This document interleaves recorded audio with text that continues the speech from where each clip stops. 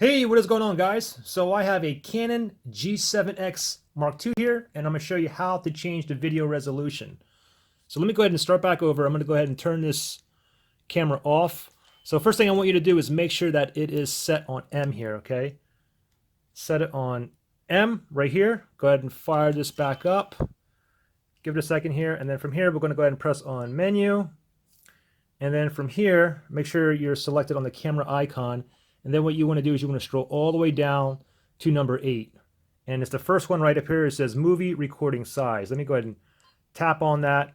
And there you go. You have 1080p or full HD, which is 1080p, 60 frames per second, or you can do 30 frames per second, or you can do 24 frames per second, or you have HD, which is 720. Now, take note, if you're looking at the full HD and it says like 25 frames per second instead of the 30, or actually 29.97, that's because your video system is off. If you're in the USA or Canada, you basically want to put your video system at NTSC. If you're outside the US or Canada, you basically want to use PAL.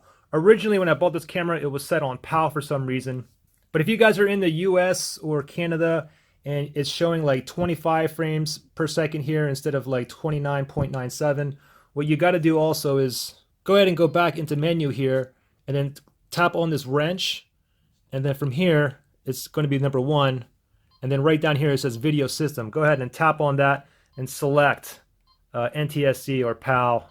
Again, if you're in the US or Canada, go with NTSC.